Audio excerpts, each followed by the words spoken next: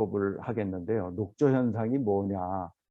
에, 호수가 이 사진에 보는 것처럼 녹색으로 보이는 현상입니다.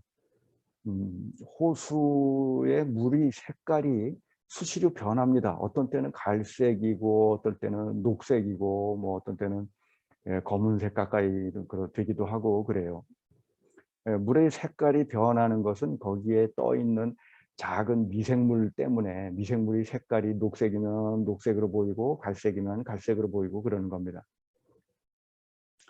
물이 녹색으로 이렇게 보이는 것은 그 플랑크톤 때문에 그런 건데 이게 굉장히 중요한 우리나라에서 지금 중요한 수질 오염 현상입니다. 수질 관리에서 가장 지금 골치가 아프고 우리가 해결하지도 못하고 있고 또 앞으로도 많이 그 해결을 위해서 노력하고 연구해야 되는 분야가 이 녹조 현상이에요. 그래서 오늘은 이 녹조 현상이 무엇인지 이게 어떻게 우리가 또 줄이기 위해서 노력을 할 수 있는지 이런 것들을 소개를 하겠습니다. 녹조 현상이 좀 좋지 않다고 하는 그 이유는 뭐냐면 독성을 가지고 있기 때문에 그렇습니다. 여기 사진에 보면 강아지들이 보이죠. 그 미국에서는 1년에 수십 마리씩 그 강아지들이 집에서 호수에서 연못에서 물놀이를 한 다음에 죽는 사고들이 생깁니다. 우리나라는 뭐 집에 호수를 가지고 있는 사람이 별로 없지만 미국은 보면은 호수가에 집을 짓고 사는 사람들이 많아요. 호수가 있으면 호수 주변에 뺑 돌아가면서 집을 짓고 거기서 살면서 뭐 물놀이도 하고 또 강아지도 물에 들어가서 물놀이 하고 하는데 수영하고 나왔더니 개가 죽었다. 이런 그 보고가 수의사들한테 계속 들어옵니다. 그래서 1년에 호수에서 수영하고 죽은 강아지 숫자가 뭐 수십 마리 이렇게 보고가 들어오고요. 또 가축을 방목을 많이 하죠. 미국은 가축을 방목하고 호주도 가축을 방목을 많이 하고 이러는데 그런 가축 방목하는 나라들은 방목하는 가축들이 자기가 물을 찾아갑니다. 호수에서 물을 마시고 또 강변에 가서 물을 마시고 죽는 사고 한 20여 년 전에 호주의 어느 달링강이라고 하는 강변에서 이 녹조 현상이 많이 일어나 가지고 가축들이 물을 먹고 죽었는데 그 숫자가 수천 마리가 죽었다고 그래요. 물가를 따라서 강을 따라서 죽은 가축들이 쭉 늘어져 있는 그런 모습들이 나타났었죠. 야생동물이 죽기도 하고 이런 그 동물이 죽기도 하는 이런 그 유해 물질들이 있는 그런 현상을 녹조 현상이라고 한다는 거죠. 그러면 수질 오염이란 뭔가를 간단하게 설명을 하고 그 다음에 녹조 현상 소개를 하겠습니다. 수질 오염이라고 하는 것은 물의 성분이 변해서 물을 사람이 이용하거나 또는 수생 생물이 야생동물이 사는데 장애가 되는 현상을 수질 오염 현상이라고 부릅니다. 음, 가장 그 후진국에서 많이 나타나는 현상이 이 유독성 물질을 방류하면서 그 유독성 물질을 식수원으로 사용하는 사람들이 중독이 되고 병에 걸리는 그런 사고들이죠. 흔히 나타나는 것이 뭐 카드뮴 뭐 이런 물질도 있고 또 다이옥신 뭐 이런 그 물질들 유해 물질들을 공장에서 막 배출해 가지고 중독이 되는 사고 이런 것들이 우리나라에서도 한 1970년대 80년대 초 이때 흔히 있었습니다. 그러다가 이제 서서히 한 80년대를 지나면서 이 공장 폐수 관리를 강화해 가지고 지금은 뭐 공장 폐수 배출하는 곳에 다 자동 측정 장치를 다 붙여 놓고 배출되면은 초과를 하면은 바로 벌금이 부과되도록 이렇게 관리를 철저히 하고 있습니다. 그런데 후진국에서는 아직도 공장에서 유독성 물질을 그대로 방류하는 경우들이 많이 있어요. 그 다음에 두 번째 수질오염 현상이 이 하수로 인한 산소 고갈 현상입니다. 생활 하수라고 하는 것은 그 사람의 배설물, 또 동물의 배설물 이런 것들인데, 이런 그 음식물 찌꺼기, 사람의 배설물 이런 것들이 물속에 들어가면은 이게 분해될 때 산소를 소비합니다. 미생물이 산소를 소비하기 때문에 물속에 산소가 없어져요. 그래서 물속에 산소가 완전히 없어지면은 물고기들이 다 수면으로 떠올라서 수면에 공기를 마시고 그러다가 안 되면 이제 죽는 거죠. 그래서 대량으로 물고기가 죽는 사고가 이제 과거에 많이 일어나다가 지금은 우리나라에서는 많이 줄었어요. 하수 처리장을 많이 만들었기 때문에 이게 줄었는데, 그래도 아직도 가끔 그 하천에서 대량으로 물고기가 죽는 산소 고갈 사태가 일어나기도 합니다. 그래도 어느 정도 많이 해결이 됐어요. 1번, 2번은. 그런데 여기 3번, 4번 녹조 현상하고 흙탕물은 아직도 우리나라에서 잘 해결을 하지 못한 수질오염 현상입니다. 녹조 현상은 그 물이 녹색으로 변하는, 플랑크톤이 많아져서 녹색으로 변하는 현상인데, 그 원인은 하수와 퇴비, 그중에서도 하수는 그래도 많이 우리가 처리를 했는데 이 가축 분뇨, 퇴비 이런 것들은 잘 그 처리를 못한 상태입니다. 아직도. 그 다음에 흙탕물, 밭에서 비가 오면은 흙탕물이 내려옵니다. 또 공사 현장에서도 흙탕물이 나오고, 이 밭에서 나오는 흙탕물을 저감할 방법이 마땅치 않아요. 농사를 짓는 분들이 이것을 저감해야 된다고 뭐 법적으로 규제를 하지도 않고, 그러다 보니까 아직도 해결이 잘 안 되고 있습니다. 그래서 이 중요한 수질오염 현상들 중에서 이 녹조 현상과 흙탕물은 아직도 우리가 해결하지 못한 그런 수질오염 현상인데, 오늘은 이 3번 녹조 현상에 대해서 소개를 하도록 하겠습니다. 녹조 현상이 뭐냐? 물이 녹색으로 변하는 현상입니다. 이건 호수에서 일어나는데, 호수에서 여름에 일어납니다. 여름에 물이 이렇게 초록색으로 변해요. 여기 보면은 아주 물이 전체가 초록색으로 보이죠. 그리고 초록색으로 보이는데, 여기 보면 내가 손으로 물을 떠 가지고 사진을 찍은 겁니다. 수면에 떠 있는 플랑크톤을 떴는데 완전히 녹색의 페인트를 만지는 것 같죠. 페인트처럼 이렇게 떠 있습니다. 이런 현상을 우리가 녹조 현상이라고 부릅니다. 바다에서는 물이 녹색으로 변하는 현상은 흔치 않아요. 그런데 갈색으로 변하는 현상이 흔합니다. 갈색이나 붉은색으로 변하는 현상. 그래서 그것을 바다에서는 적조 현상이라고 부르는데, 그러다가 호수에서 이 녹색으로 변하니까 적조 현상이라는 말을 고쳐가지고 누군가가 녹조 현상이라는 용어를 만들었어요. 그래서 지금 녹조 현상이라고 이렇게 부르고 있습니다. 그럼 호수에서 왜 물이 녹색으로 변할까? 호수에서 물이 녹색으로 변할까? 어, 물 속에는 플랑크톤이라고 하는 작은 생물이 삽니다.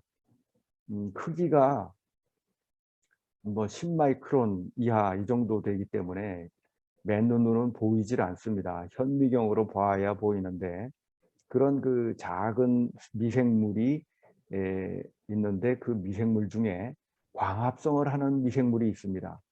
그러니까 육상에서 그 식물이 광합성하는 것처럼 물속에서는 이 플랑크톤이 광합성을 합니다. 녹색을 띠는 식물 플랑크톤이 광합성을 하는데, 현미경으로 보면은 이렇게 생겼어요. 아주 작은 세포들이 막 모여 있죠. 이렇게 덩어리로 뭉쳐져 있습니다. 큰 덩어리로 수천 수만의 셀들이, 세포들이 이렇게 뭉쳐져 있거나, 또는 어떤 거는 이렇게 줄줄이 붙어 있어요. 한 줄로 붙어서 염주처럼 생겼습니다. 이렇게 염주처럼 생겨서 이게 분열을 해요. 분열을 하면은 자꾸 분열을 해가지고 점점점 길어지죠. 길어지다 보면 이렇게 뚝 끊어져서 또 여러 개로 또 쪼개지고 뭐 이렇게 이런 종류들이 많아요. 모양을 보면은 여기에 이 콜로니의 모양이 이렇게 그냥 둥글고 얇은 모양이 있는가 하면, 여기 모양이 불규칙한 찌그러진 고구마 모양 같은 것들이 막 있죠. 종류들이 다양합니다. 이것들이 수면으로 잘 떠올라요. 몸 안에 이 공기 주머니가 있습니다. 조그만 미세 공기 주머니가 있다 보니까 물보다 가벼워져 가지고 위로 떠올라요. 그 수면으로 떠오르면은 수면에서 아주 높은 그 초록색 페인트처럼 아까 내가 손으로 들고 찍은 사진이 있죠. 그런 모습을 보이게 됩니다. 그것을 컵에다 담으면은 이렇게 됩니다. 컵에다 담으면 이렇게 녹차처럼 보이는데 이건 한 잔 마시면은 죽을 수도 있습니다. 이런 거는 야생동물이 이런 걸 이제 꿀꺽꿀꺽 마시고 죽는 사고들이 생기는 거죠. 예. 보면은 꼭 녹차처럼 생겼죠. 녹차 라떼처럼 생겼죠. 그래서 언젠가 누군가가 어느 신문에 녹차 라떼라는 말을 고쳐 가지고 녹조 라떼라고 우스갯소리로 만들어서 불렀어요. 그리고 나서 보니까 아주 그럴듯해요. 녹차 라떼하고 비슷한 용어로 녹조 라떼다 이렇게 불러도 모양이 비슷하니까 그다음부터 사람들이 녹조 라떼라는 별명으로 부르기도 하고 그럽니다. 이렇게 해서 그 녹색을 띠는 플랑크톤이 많이 번성해서 물이 녹색을 띠는 겁니다. 물속의 플랑크톤은 녹색을 띠는 것도 있고 갈색을 띠는 것도 있고 그래요. 그래서 어떤 때 가 보면은 녹색이고 어떤 때 가 보면 갈색이고. 이제 여러분들은 호수를 보게 되면은 호수의 물의 색깔을 한번 보세요. 물의 색깔을 보면은 어떤 때는 녹색이고 어떤 때는 갈색이고 또 초여름에 보면은 이 플랑크톤이 아니라 꽃가루, 소나무의 꽃가루가 수면에 많이 떨어져 가지고 약간 노르스름한 색깔을 띱니다. 뭐 연두색, 노란색에 가까운 연두색을 띠는 가루가 수면에 잔뜩 떠 있는데 그런 것은 꽃가루입니다.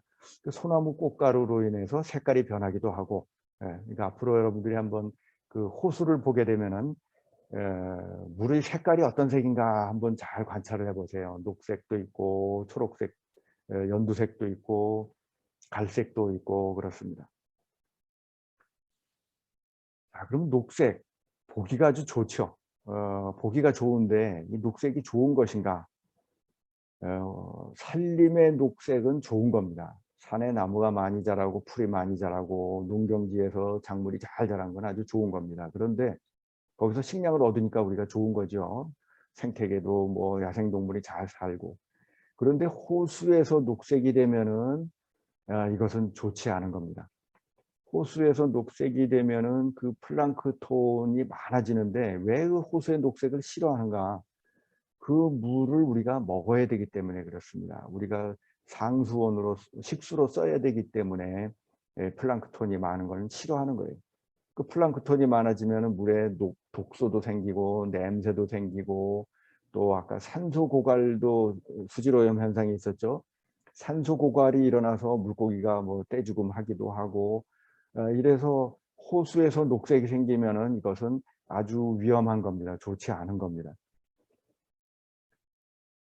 에, 호수의 녹색을 만드는 이 녹조 현상이 좋지 않은 그 가장 큰 이유는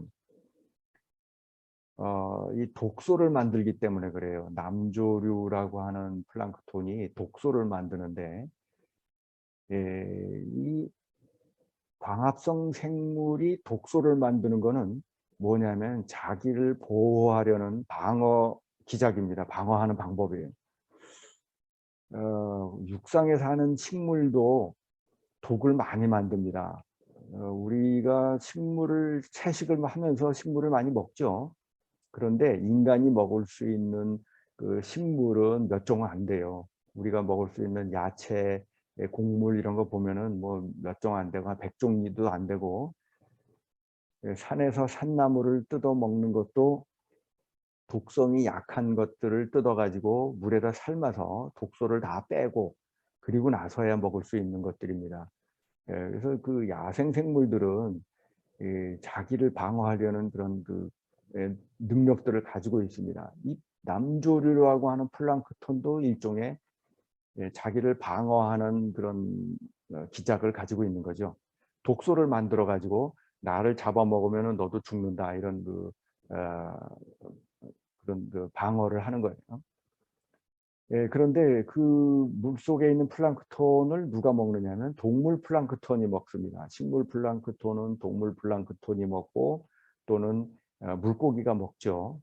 그러니까 이 남조류라고 하는 플랑크톤은 물속에 사는 동물 플랑크톤이나 물고기가 자기를 잡아먹지 못하게 독소를 만들었는데, 그 독소가 물고기에만 해를 주는 게 아니라 이 포유류 사람에게도 독성을 낸다는 거죠. 그 간에 간독이 있고 신경독이 있고, 이 녹조 현상을 일으키는 플랑크톤이 만드는 독소가 종류가 많아요. 수십 종이 되는데, 크게 두 종류로 나눠보면은 간을 손상시키는 독이 있고, 그다음에 신경을 마비시키는 신경독이 있습니다. 간독이 훨씬 흔하고 많이 나타나는 독입니다. 간독은 간을 손상시키고, 또는 조금씩 먹으면은, 오래 먹으면은 간암이 발생이 됩니다. 그래서 이런 그 남조류 녹조 현상이 생긴 물을 상수원으로 쓰는, 그러니까 수돗물 정수를 하지 않고 그대로 그 호수물을 먹는 후진국 사람들이 있습니다. 그런 동네 가보면은 간암에 많이 걸려요. 간암에 많이 걸려서 선진국에서 이 남조류 독소를 연구하는 사람들이 과거에 후진국을 찾아다녔습니다. 이 녹조 현상이 생긴 물을 그대로 식수원으로 쓰고 있는 그런 지역 사람들을 가서 조사를 해봤더니 간암에 많이 걸렸더라. 이래서 이제 이게 간에 손상을 준다는 것을 알게 된 거죠. 또 신경독은 신경을 마비시키는 독이어서 물가에 있던 동물이 이걸 먹으면은 그 자리에서 바로 호흡을 못하고 마비가 돼서 쓰러져서 죽는 사고도 생깁니다. 또는 죽거나 아니면 기절했다가 잠시 후에 깨어나거나 뭐 이러는 거죠. 그래서 이 독소가 생기니까, 여기 사진에 보면 강아지가 수영을 하죠. 수영을 하다가 입에 이게 독소가 들어가서 죽는 사고들이 미국에서 이제 많이 생긴다는 거죠. 또 이런 야생동물, 수달 같은 이런 야생동물들도 죽는 사고들이 생기고, 또 물에 보면은 그 물오리, 거위 뭐 이런 물새들이 많이 있죠. 물새들이 또 이걸 먹고 죽기도 하고, 물고기도 먹으면은 서서히 간이 손상돼서 죽어가고, 또 야생동물이나 그 가축들이 피해를 많이 입는 곳은 주로 건조한 지역에 물웅덩이가 있으면은 그 주변에 있는 동물들이 건기에 그 물을 먹으러 거기로 다 몰려와야 됩니다. 그러니까 녹조 현상이 막 생겼어도 어쩔 수 없이 그 물을 먹어야 돼요. 뭐 다른 물이 없으니까. 그리고서 이제 죽는 사고들이 생긴다는 거죠. 그 사람이 죽는 사고는 흔치 않습니다. 왜냐하면 이렇게 녹색으로 변한 물을 사람이 마실 리가 없겠죠. 보기만 해도 찜찜한데 그걸 먹겠습니까? 그런데 사람이 55명이 죽은 사고가 있었어요. 한 20여 년 전에 브라질에서 일어났는데, 어떻게 일어났느냐 하면, 브라질엔 병원이 있는데 신장염에 걸린 사람들은 신장이 손상되면 신장 투석을 합니다. 그 물을 가지고 신장에서 몸의 독소를 뽑아내는 그런 데 사용하는 것인데, 물을 공급하는 업자가 녹조 현상이 생긴 호수물을 공급을 하면서 정수를 제대로 안 했어요. 정수를 대충 해가지고 독소가 있는 채로 갖다 공급을 한 거죠. 그랬더니 병원에서 이 물을 사용한 신장 투석한 환자들이 이제 죽기 시작한 겁니다. 그래서 한 명, 두 명에서 50여 명이 죽었는데, 처음에는 왜 죽었는지를 몰랐어요. 왜 죽었는지 몰랐는데, 죽은 사람들의 그 증세를 보니까 간이 손상이 돼 있고 뭐 이런 여러 가지 증세들을 봐서 학자들이 그거 남조류의 독소, 녹조 현상의 독소가 의심된다. 이래서 조사를 해봤더니 거기에 사용한 물에 녹조 현상의 간독이 많이 들어있는 것이 발견이 된 거예요. 그래서 나중에 이제 원인이 발견됐습니다. 그래서 최종적으로 이때 죽은 사람이 한 55명. 그 외에 뭐 한두 명씩 죽거나 아니면 병원에 배탈이 나서 입원하거나 이런 사고들, 또는 뭐 지역 주민이 수천 명씩 배탈이 난 사고, 이런 것들은 많이 있습니다. 죽지는 않았더라도. 녹조 현상이 생긴 물을 그 수돗물로 만들었는데 정수를 제대로 안 해가지고 수돗물 마신 사람들이 배탈 난 사고, 집단 식중독 사고 뭐 이런 것들이 지금도 종종 일어나고 있습니다. 그런데 이 남조류의 독소는 우리나라에서는 별로 걱정할 일이 없어요. 우리나라는 이미 이제 수돗물을 아주 잘 만듭니다. 여러분들 그 호수에서 녹조 현상이 생긴 물을 마시지 않죠. 생수 사다 먹기도 하고 또 정수기를 거쳐서 먹고 그러죠. 수돗물을 만드는 과정에서 이 염소라고 하는 물질로 소독약을 넣어서 소독을 합니다. 염소 소독을 하면은 이 남조류의 독소가 다 분해가 돼요. 분해다가 없어집니다. 그래서 제대로 정수한 물에는 독소가 없기 때문에 위험성이 없습니다. 그런데 우리나라에서도 아직 해결이 안 된 게 뭐냐면 냄새입니다.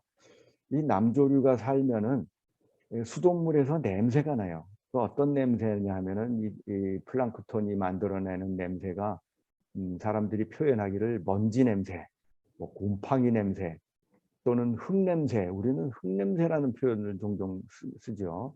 미국 사람들은 먼지 냄새라고도 하고 그런 것도 구린내 같은 냄새가 나기도 하고 녹조 현상이 만들어내는 냄새가 많이 있는데 수돗물을 정수하는 과정에서 염소 소독을 해도 없어지질 않습니다. 이 냄새가. 그러다 보니까 수돗물을 이용하는 사람들이 냄새가 난다고 막 불평을 하는 거예요. 그래서 시청에다가 이제 항의 전화를 많이 합니다. 냄새가 나면은 수돗물에서 냄새 난다. 이거 이상하고 오염된 거 아니냐 그러는데 이 남조류의 냄새 물질은 독성은 없어요. 유해성은 없는데 사람의 코가 굉장히 민감합니다. 여기에 이 물질에 사람의 코가 굉장히 민감한 냄새를 잘 맡는 물질이 있어요. 어떤 거는 많이 있어도 유독한데도 냄새를 못 맡는 게 있고 어떤 것은 독성이 없는데도 사람이 냄새를 잘 느끼는 그런 물질들이 있습니다. 그래서 냄새가 난다고 불평을 하니까 어쩔 수 없이 이걸 제거를 해야 되는데 그러면은 정수장에서 요즘 어떻게 하느냐 하면 숯을 집어넣어요. 숯가루를 집어넣어 가지고 냄새 물질을 흡착시켜서 제거해 주는 그런 방법을 씁니다. 그러다 보니까 그 수돗물을 만드는 비용이 많이 들어요. 수돗물 값이 많이 든다 하는 거죠. 이렇게 해서 그 녹조 현상이 생기면은 독성 물질도 생기고 야생동물의 피해도 생기고 사람은 수돗물을 만드는 데 비용도 많이 들고 수돗물 냄새도 나고 이런 피해를 줍니다. 자, 그러면 이 녹조 현상이 왜 생기는가? 녹조 현상이 생기는 것은 물속에 사는 이 플랑크톤의 먹이가 증가하기 때문에 그래요. 플랑크톤이 먹고 사는 먹이가 주 성분이 중요한 게 제일 중요한 게 뭐냐면 인이라고 하는 성분입니다. 물속에 사는 이 플랑크톤이 필요로 하는 그 먹이가 다른 성분들은 다 있어요. 물속에 다 충분히 있는데 인이라고 하는 성분만 부족해서 플랑크톤이 잘 살질 못합니다. 그런데 인이 들어가면은 그거 들어간 만큼 플랑크톤이 성장하는 거죠. 이 원리는 그 육상 식물에서 우리가 농작물에 비료를 주는 것과 똑같습니다. 자, 비료는 뭘 주느냐 하면 주로 질소를 주고 그다음에 인도 주고 칼륨을 주고 합니다. 질소, 인, 칼륨 이 세 가지를 주는데 작물이 자라는데 가장 결핍되어 있는 원소, 그 원소를 공급해 주는 거예요. 그러면 그 결핍되어 있는 필수 원소만큼 작물이 성장하는 거죠.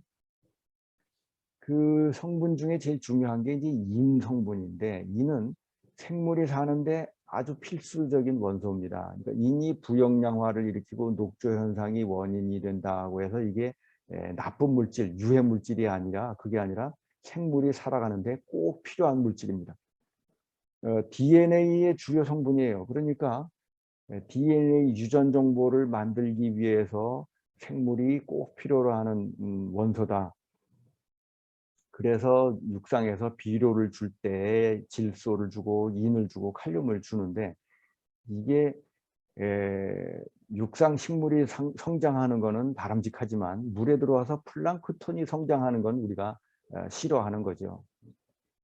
자, 그러면 그 인이라고 하는 이 필수 원소, 인이라고 하는 그 비료 성분이 어디서 오느냐 하면 이것은 동물의 배설물이 근원입니다. 동물의 배설물에서는 항상 인이 포함되어 있습니다.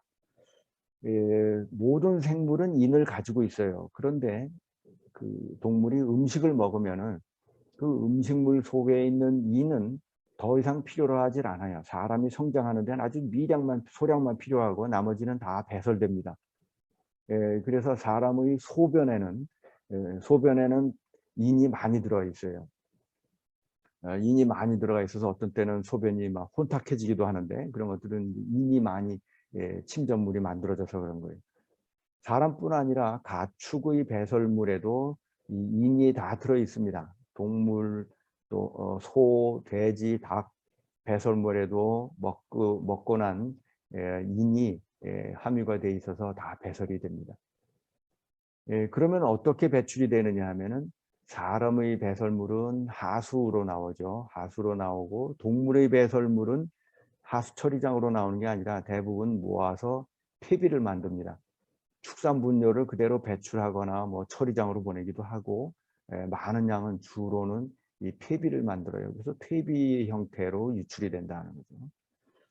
또 육상의 농작물에게 주는 비료도 보면은, 비료의 주성분이 질소, 인, 칼륨 이런 세 가지 성분인데, 여기에도 인이 많이 들어 있습니다. 그래서 비료를 주면은 또 비료에 인이 들어가 있어서 유출이 되는 거죠.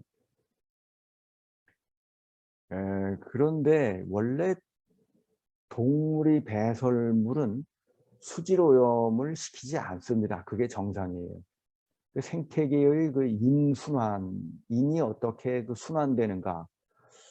건강한 물질 순환 또는 건전한 물질 순환 생태계에서는 동물의 배설물이 오염물이 아닙니다. 자, 이 사진을 보면은 넓은 들판에 이렇게 소들이 풀을 뜯어먹고 있죠. 이 소의 배설물은 여기 떨어지면은 그대로 이 식물이 또 흡수해서 자랍니다.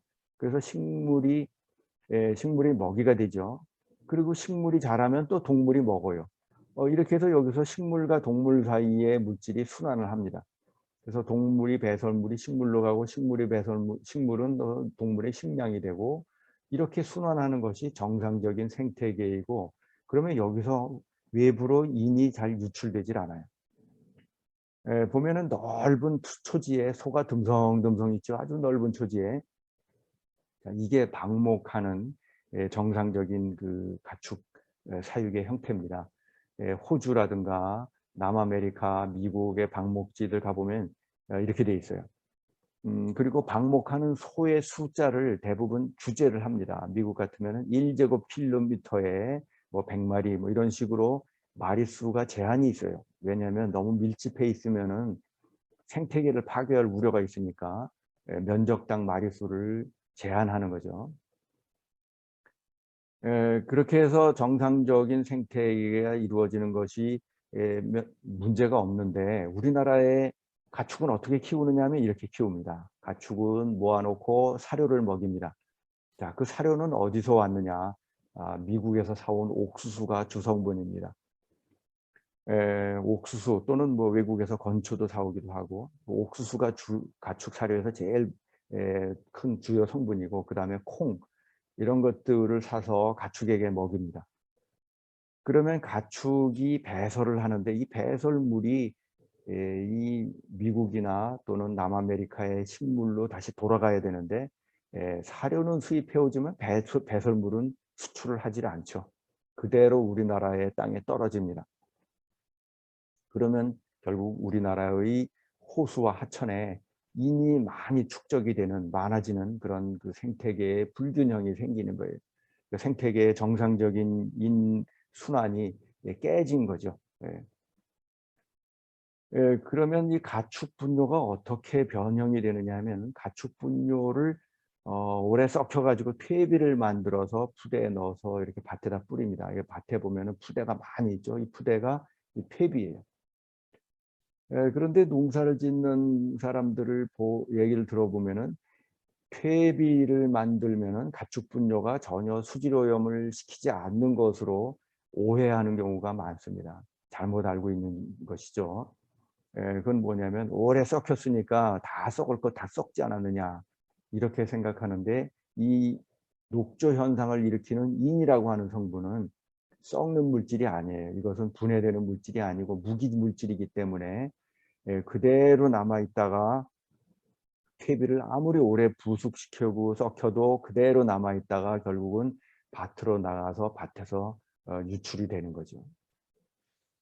이 퇴비가 유출되는 것을 보면은 언제 유출되느냐 하면 폭우가 내릴 때 유출이 됩니다. 그리고 논보다도 이 밭에서 많이 유출됩니다.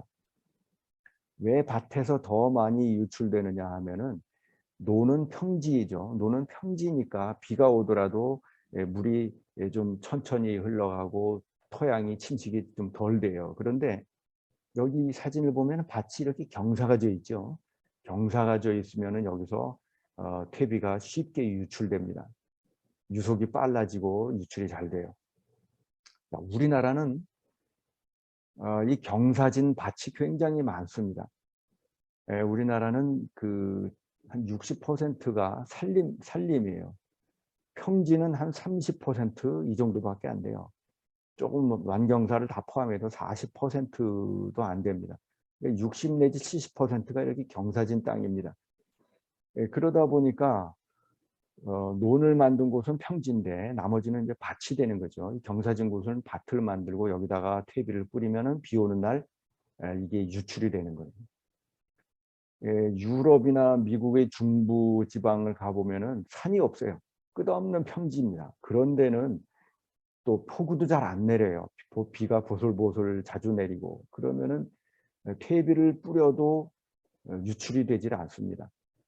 그러니까 그런 지역에서는 퇴비를 뿌리는 것이 전혀 수질오염의 원인이 아니다. 또 가축을 키워도 가축 분뇨가 그대로 또 식물의 식물의 식량이 되고 먹이가 되고 식물이 흡수를 해버리니까 수질오염을 시키지 않는데 우리나라는 폭우가 내리고 경사가 져 있는 땅이 밭이 많고 또 퇴비의 그 생산량은 엄청나게 많고 남아도는 축산 분뇨가 과잉 생산되니까 이 수질을 오염시키는 원인이 된다는 거죠. 자, 그러면 녹조 현상을 줄이기 위해서 우리가 무슨 일을 할 수 있을까? 어떤 일을 할 수 있을까? 첫 번째가 하수처리입니다. 하수처리는 뭐냐면 사람이 버리는 배설물을 처리하는 거죠. 사람이 버리는 배설물을 처리해서 인을 제거하는 거예요. 물론 여기 돈이 들어갑니다. 1톤을 처리하는데 한 1,500원쯤 들어가요. 꽤 많이 들어갑니다. 우리가 그 수돗물 만드는 데 드는 돈이 한 1,000원 정도 드는데 하수를 처리할 때는 그보다 더 돈이 많이 듭니다. 오염이 아주 심하기 때문에 전기요금이 많이 들어가요. 처리하는데. 그러니까 사실 수질오염을 줄이기 위해서 하수 처리를 한다는 것은 전기를 쓰기 때문에 전기를 만들기 위해서 대기오염을 일으키죠. 그래서 결국은 수질오염을 대기오염으로 바꾸는 거예요. 어쨌든 하수 처리를 하면서 사람이 버리는 인을 제거할 수 있습니다. 이거는 어느 정도 우리가 성공했어요. 많이 제거를 하고 있습니다. 그런데 퇴비는 어떻게 하느냐? 퇴비는 이걸 줄일 수가 있느냐? 줄일 방법이 있느냐? 이게 사실 효과가 지금까지 없습니다. 퇴비를 농사 짓는 사람들이 좀 적게 사용해야 된다고 하는데 그걸 법적으로 규제를 할 수가 없어요. 지금 아직 외국에서도 잘 규제를 못합니다. 그 퇴비 사용을 규제를 못하니까 그대로 많은 양이 유출이 되고 있고 그 퇴비의 원인이 되는 축산업을 줄이면 되지 않느냐, 가축을 줄이면 되지 않느냐 하는데 이것도 우리나라에서 축산업이 지금 계속 늘고 있습니다. 지난 한 20년간 축산업의 생산량이 한 3배로 늘었어요. 계속 늘었어요. 이 사료를 수입해 오면은 가축 분뇨가 우리나라 땅에 떨어지고 가축 분뇨가 많이 떨어지면은 수질 오염이 되고 하니까 사료를 수입하지 말고 고기를 수입해 오면 되지 않느냐. 그러니까 그 남아메리카 호주에서 이 들판에서 풀 먹고 살고 수질 오염 시키지 않고 풀 먹고 살던 고기를 수입해 오는 게 소고기를 수입해 오는 게 우리나라의 수질 개선을 위해서 훨씬 도움이 된다. 환경학자들은 이렇게 주장을 합니다. 그런데 축산업을 하는 사람들은 우리가 축산업을 많이 늘려서 좋은 그 한우를 생산해서 먹어야 된다 이렇게 주장을 하고 서로 상충되는 그런 주장을 하고 있는 것이죠. 그래서 결과적으로 보면은 우리가 식량 증산을 위해서 비료를 뿌려주고 또 식량을 많이 수입해 와서 우리가 먹고 배설을 하고 가축 사료를 많이 사와 가지고 가축이 배설을 하고 이게 배출되면서 결국은 수질을 악화시키는 거예요. 그러니까 식량 증산을 하려는 농업 활동과 수질 개선을 하려는 환경 보전이 서로 반대의 목표를 가지고 있습니다. 서로 반대의 목표를 가지고 있는데 식량 증산도 중요하고 또 수질 개선을 위해서도 우리가 수질 개선을 위해서 돈을 많이 쓰고 있어요. 하수 처리하는 데 돈 쓰고 뭐 수돗물 정수하는 데 돈 쓰고 양쪽 다 그 경제적인 가치가 있습니다. 그러면 이 양쪽의 경제적 가치 중에서 어느 쪽이 더 크냐 이런 것들을 잘 따져서 균형을 유지해야 되는 거죠. 그런데 전 세계적으로도 아직 이 농업과 환경 보전, 수질 보전의 갈등, 식량 증선과 수질 보전의 갈등을 완전히 해결하지 못하고 있습니다. 앞으로 우리가 해결해야 할 중요한 그 숙제라고 볼 수가 있겠습니다.